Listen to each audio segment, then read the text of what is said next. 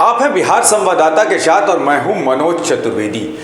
तेजस्वी यादव ने कहा कि कह दीजिए केंद्र सरकार को ही आप लोग कि क्यों नहीं पूरे देश में जाति जनगणना करा लेते हैं। अशोक चौधरी भी उसी लाइन पे चले और अशोक चौधरी ने कहा पत्रकारों से कि याद कीजिए आप लोग, अशोक चौधरी ने ऐसी बात कही कि जो फिर से राजपूत ब्राह्मण की तरफ इशारा कर दिया। उन्होंने कहा कि 1997 के पहले कितने महादलित या दलित या पिछड़ी जाति के लोग मुखिया हुआ करते थे, सब पर तो इन्हीं का राज था। 1997 के पहले याद कर लीजिए, कोई मुखिया दलित या महादलित नहीं होता था, दूसरे बिरादरी के ही लोग होते थे। यानी कि उनका इशारा निश्चित तौर पर अगड़ी जातियों की तरफ था।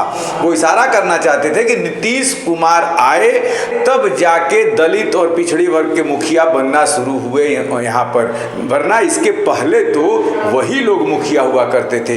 इससे क्यों घबराती है केंद्र सरकार, हमने जाति जनगणना कराया है तो। अशोक चौधरी को सुनवाते हैं। गिरिराज सिंह केंद्रीय मंत्री हैं, ये जरूर बात है, लेकिन बहुत उनको सीरियस लेने का ज़रूरत नहीं है, क्योंकि अपनी बहुत पूंजी तो है नहीं और नीतीश जी पर टीका टिप्पणी कर रहे हैं। जब अपनी पूंजी हो, मजबूत पूंजी हो और तब जाकर किसी पर टीका टिप्पणी करिए तो समझ में आता है। मान लीजिए कि जातीय गणना हुआ तो माननीय नेता ने तो जातीय गणना के लिए आग्रह किया भारत सरकार से कि भाई आप कराइए। भारतीय जनता पार्टी के लोग भी गए, सर्वदलीय बैठक हुई, सर्वदलीय टीम गई। तो हम तो ऐसा है नहीं कि कोई अपने आप कर रहे थे, अपने आप क्रेडिट लेना चाह रहे थे। हमने तो, माननीय नेता ने तो प्रयास किया कि सब राजनीतिक दल के लोग साथ आएँ और ये एक बहुत बड़ा मुद्दा है। चाहे लंबे समय से पेरियार हों, ज्योतिबा फूले हों, कर्पूरी ठाकुर हों, ज्ञानी जैल सिंह हों, वैसे लोगों ने इसकी वकालत की और नीतीश जी बहुत लंबे समय से इसकी बात कहते आ रहे थे। तब आपने कहा कि भाई हम नहीं कर सकते हैं, तो राज्य ने किया। अब इस पर आप ये कहिएगा कि नीतीश जी ने क्या किया है, उनकी क्रेडिबिलिटी क्या है। 2007 के पहले इस प्रदेश में कितने अति पिछड़ा के लोग मुखिया होते थे? कौन जिम्मेवार है? जनसंख्या किसकी थी? दलित के लोग क्यों नहीं मुखिया होते थे जबकि पॉपुलेशन उनका था? ये सब तो प्रश्न है ना लोगों के दिमाग में कि नहीं है दिमाग में। और क्यों नीतीश कुमार के आने के बाद 2007 में ही हुआ? कौन निर्णय कराया? किसने निर्णय किया? अरे लोग पूछता है ना। अब इसलिए आप क्रेडिबिलिटी पर किसी का प्रश्न उठाइएगा, करना धरना है नहीं। किसी के कृपा पात्र पर नेतागिरी चल रही है तो उनका तो आप वकालत करवे न कीजिएगा कि नहीं करिएगा। लेकिन नीतीश कुमार ने तो काम करके दिखाया है ना। आज पूरा देश, चाहे राजस्थान हो चाहे दूसरा देश हो, बिहार के तट पर जातीय गणना की बात कर रहा है। क्यों कर रहा है? क्यों कर रहा है? कितने लोग हैं आज हाई कोर्ट में, जुडिशरी में कितने लोग हैं? क्यों नहीं हैं? ये सब प्रश्न लोगों के दिमाग में है ना। तो बार बार जो लोग कहते आए हैं कि जिसकी जितनी आबादी उसकी उतनी हिस्सेदारी, ये हम थोड़ी कह रहे हैं, ये पेरियार के समय से हो रहा है, 30 साल 40 साल 50 साल पहले से। तो उसकी बात होनी चाहिए ना। पूर्व सांसद वन बाय की टैबलेट दिया जा रहा है, मेमोरी लॉस करवा, कौन पूर्व सांसद है। ये सब घटिया लोग हैं, ये लोग घटिया लोग हैं।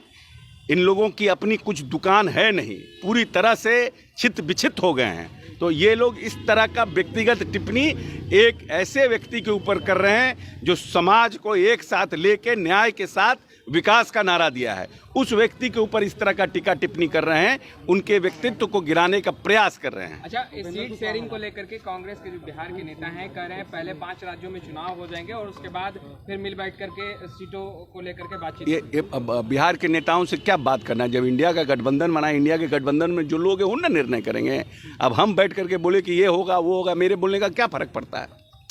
कोई मैटर रखता है क्या? जब इंडिया के गठबंधन के नेता बैठेंगे तो निर्णय होगा, जो निर्णय होगा सबको उसका पालन करेंगे। पूरी जदयू जो है पानी में चली गई है, यानी गैल भसिया पानी में। ठीक है, अब उनको हर कोई, जैसे किसी को गिलास का आधा पानी दिखता है भरा हुआ और किसी किसी को आधा पानी गिलास खाली दिखता है। तो जिसको जैसा दिखता है वैसा ही उसको समझ में आता है। का मनोबल क्या बढ़ा हुआ है? वैशाली में एक सिपाही की जो है गोली मार दी गई, जान चली गई। ये घटना हुई है और उस पर कार्रवाई होगी। देखिए, कोई घटना को ये नहीं कहा जा सकता है कि पूरी तरह से हम घटना को ख़त्म कर देंगे।